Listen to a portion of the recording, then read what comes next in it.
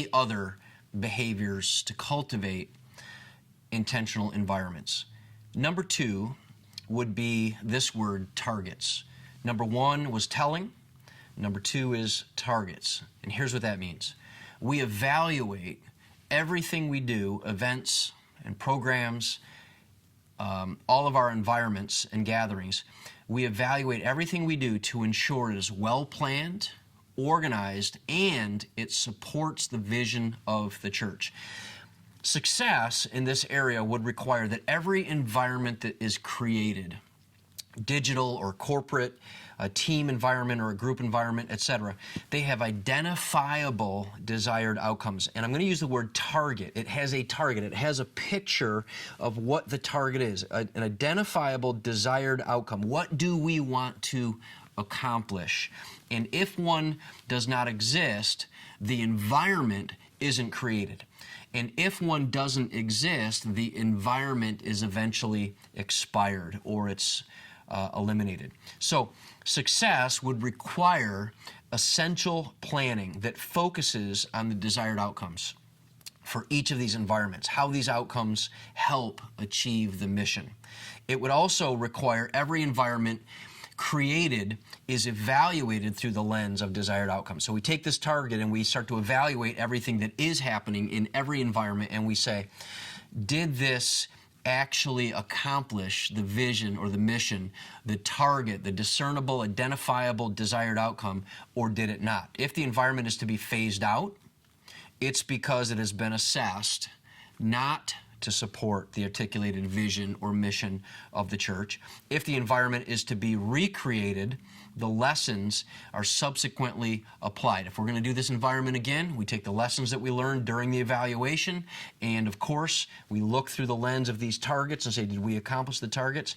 And what we've learned in our evaluation gets applied to the next time this event is, or this environment is recreated. So if you're strong in this area, in your church, if you're strong in the area of intentional environments, in particular targeting, it's possible or it's likely that you have established formal desired outcomes for every environment that you have created. Most likely your church will not create a new environment on a new initiative until these specific outcomes have been identified and have been connected with the mission.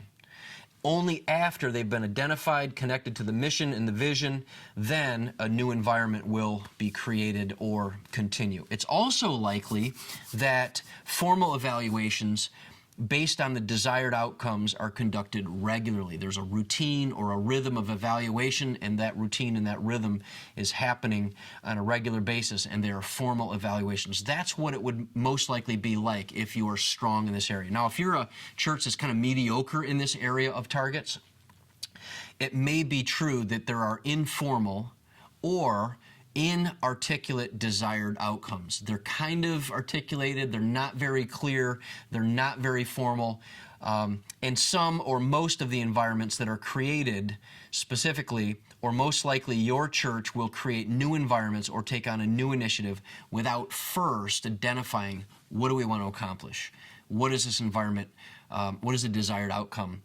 Can we identify it? And let's name it. So without first doing that, without first connecting the mission and vision, your church would go ahead, if you were kind of mediocre, you would go ahead anyway with loosely defined outcomes. It's also likely that formal evaluations based on these desired outcomes are conducted sporadically, and it's not very rigorous. It might be a conversation, it might be an email, but it isn't all the stakeholders, all the planners, all the decision makers are gathered around to assess and evaluate whether or not we are achieving our identifiable desired outcomes or our targets.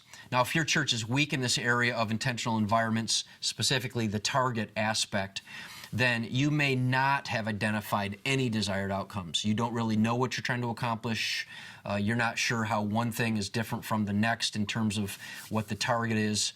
And most likely your church will create new environments or take on new initiatives without ever first identifying what are we trying to accomplish, without ever trying to connect them to a mission and vision. It's also likely that evaluations of your church's environments are either not conducted or when these evaluations are occurring, they're not very helpful. They are opinions. They aren't being measured with the outcomes in mind. They are simply ways of expressing one's opinion, oftentimes due to their ambiguity or oftentimes due to their subjectivity. So that's another behavior that helps cultivate intentional environments, targeting.